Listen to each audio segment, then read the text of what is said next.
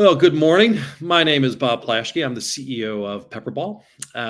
We are pulling together a series of interviews, discussions with thought leaders in the public safety policing space, the topics that we think are interesting to folks. PepperBall, by the way, is the leading provider of a non-lethal tactical solution that allows police officers to, at distance, engage folks and get them to change their behavior. It's basically a paintball gun with little projectiles filled with organic irritant that when it hits in front of a person, they think twice about doing what they're doing and hopefully change their behavior. So that's the plug for PepperBall. Today, super excited with Sergeant Steve Sweeting out of Gainesville, Florida. Sergeant Steve, as he goes by, and what he does when he's not on the job. Sergeant Steve is a former Marine. Thank you so much for your service. Who's been with Gainesville for almost 20 years. And as he'll describe, found his way to some interesting mental health practices or philosophies to help himself manage the stress of the job, and then to help fellow officers. He's the author of Street Stoic, a book about mental health and about using Stoicism to manage your time in your behavior on the streets, for a critical read for police officers. And then he has streetstoic.com is the website where you can go to look at a number of articles and resources for mental health. Should I say Steve or Sergeant? We'll say Sergeant Steve. Sergeant Steve, welcome. Well, thank you. Thank you for having me here. And please just call me Steve. I don't put on any airs. So. Well, good, Steve. Thanks for taking the time. I know folks would love to hear how you stumbled into Stoicism. That's Marcus Aurelius is more than 2,000 years old. So a little bit good to see those kind of philosophies. They've stood the test of time, and great to see that how they're applied in policing. But tell us kind of how you got there and some of the principles of what you try to teach fellow police officers. Oh, sure. So I never set out to be an author. I never set out to be any kind of thought leader or really had any inclination to study philosophy. But when I started making my leadership journey, I'd been in law enforcement for 12, 15 years or so, and I started promoting. And it also happened to be the time when things started getting fairly rough for law enforcement officers here in this country. It's a lot of riots, the defunding movement, the public sentiment. And with that, staffing started pretty much across the country, started going into the gutter. Meanwhile, crime started going through the roof in a lot of places.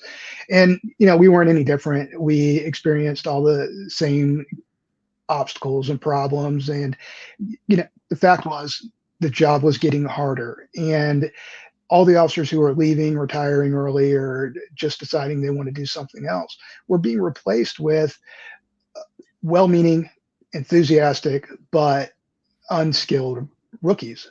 So we were in a position where now I'm in leading people. I'm responsible for all this stuff going on. And we're at, then COVID hit. And we're just in all these, like what they're saying, unprecedented times. Yep. So it was hard on me personally. I was struggling with it, both, professionally and personally. And it was a rough time. And I was trying to figure out, how do I get better? How do I rise to this challenge? Because I learned a lot of good stuff about leadership and resiliency when I was in the Marines, but you can't suck up everything, and you can't just take it like a man for everything. At some point it becomes overwhelming. So I love to read. So I began to just read more books. I found Marcus Aurelius's Meditations, and I started to really get into Stoic philosophy. I didn't expect that was going to be something that would speak to me so much, but there was a lot of good ideas, a lot of it's not just wisdom or these lofty ideas. Stoicism's full of very practical, actionable things you can do every day, every bad situation you face. So I started using it and I had great results. I was happier. I was definitely more resilient when problems came up. I stopped reacting poorly and I started finding the opportunity in every problem. And I mean, I lost a ton of weight. I think I lost like 50 pounds. I stopped drinking so much. I was happier. My relationship with my wife improved. And my leadership with my officers really just blossomed. I was able to build better relationships. And when officers came to me with problems, I would have answers. Things like I'm being punished for something I didn't do, or somebody yelled at me, or I've been to 10 death investigations this week and I feel really down and out about it. Like all those things before, I didn't know what to tell them. Now I'm starting to have a little more input, a little more to offer them with their problems. So it went really well and I enjoyed it so much. So I started writing down my thoughts, journaling is part of it. And I thought, hey, somebody out there must have already discovered Stoicism and been a law enforcement officer and written a book, like a how-to book on how Right. to really apply all this. So I looked for that book and I didn't find it. There was one other book out there that an author named Bill Murrow, who wrote The Stoic Cop, and it's a great book. It's more autobiographical and it does explain some of it, but me personally, I was looking for more of a how-to, a step-by-step guide. So I decided, yeah, I'd been involved in training my entire time in law enforcement. I was a training officer for about 10 years, and I knew that it was on me. If nobody else has done it, I guess it's up to me to do it. So, and that's what led me to it. And I'm not incredibly educated. I am a street cop that was a Marine. I can read and write and, grade a decent report, but I didn't set out to be a poet or anything. So I opened up a Google Doc and I just started writing down how I apply Stoicism to day-to-day things that cops deal with, getting screamed at, uh, the defunding, how you feel about that, the negative media attention, TikTok cops, all that stuff. And I wound up with several hundred pages of this Google Doc. And I walked up to my wife, who is a incredibly intelligent woman, and I don't know why she married me, but um, I said, "Hey, you know how I've been practicing Stoicism and it's gone really well?" And she said, "Yeah." I said, "Well, I wrote a book about it." And she said, "You did what?" Like she was dumbfounded that I had written a book, and because that's not anybody who knows me would never suspect something like that. So I said, "Well, hey, I think I can self-publish this." And she goes, "You better let me look at it first." So I handed it over to her, and after 3 or 4 rewrites and a lot of corrections on my grammar, spelling, format, and pretty much everything else you could possibly do wrong while writing a book, she said, "Hey, it's good enough." So we released it last year. And along with that book, I started a website, streetstoic.com, where I put a lot of Stoic practices, tools, techniques, uh, for officers, and it's absolutely free. You don't have to sign up for anything. My main goal is to help law enforcement officers deal with this hard life that they've chosen. And I want my fellow law enforcement officers to be happy and well adjusted. And so I give it away for free. I give a lot of it away for free. Yes, I offer training on the website and I offer the book for sale, but most of what you need to get started is there and it's for free. So That's that's what I great. do. Well, let's jump into it, Steve. I've seen a number of Marcus Aurelius's writings. They usually come in more of quotes and ways of Sure. thinking and structuring your thought. I didn't realize he did meditations. So, what are the 2 or 3 principles of Stoicism that would be applicable for police officers? So for police officers, I think the number one, the main one that everybody tells me has a lot of impact on their life when I share it with them is something called the dichotomy of control. And that is the idea that there are some things in life which you do control, and there are some things in life that you do not control. And the things that you do control are your thoughts, your actions, your words. And the things you don't control are other people's opinions or whether the sun rises tomorrow, those kind of things. It also, things like reputation or what your rank is or whether or not somebody else likes you. Those are things that you can influence, but you don't necessarily control them. Ultimately, the power in those things is not yours. So what you would do is take the parts of it you can control. Like say, for example, you want to be respected.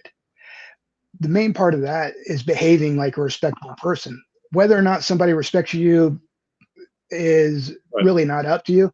So you don't worry about it. And letting that kind of stuff go is really huge, just to not have so much anxiety and stress in your life, is understanding some things you do your best, you show up, and then fate has it from there. Okay. Um, That uh, makes sense. Kind of yeah. the, it is what it is, and you control what you can control, and you control your own behaviors, your emotions, and is that where the meditation comes in terms of helping you find a good place when you feel that stress, those external stresses coming towards you? So uh, Marcus Aurelius's book Meditations, it's a translation. The original title, probably, if you were put into modern English, would be "To Myself," because really it was just his private journal. It was here. Okay. Here he's the most powerful man in the world. He's a Roman emperor, and you've heard that power corrupts, and absolute power corrupts absolutely. He had absolute power, and he used Stoic philosophy to tell himself constantly, be a good man, be virtuous, don't let power go to your head. And so a lot of the quotes you'll see from meditations that people put online, and I know there's 1,000 Stoic quote pages, those are all just, it was never meant for publication. It was just him talking to himself saying, remember, when people annoy you, you don't have to come back at them with something. That's on them. That's your job, is to be a good person. And it was quite a bit of that, just him talking himself through life and how to wield power like a good person. So Interesting. Okay, so the meditations are his own meditating himself on his own self behavior and his own what he can control and what he can't control. absolutely.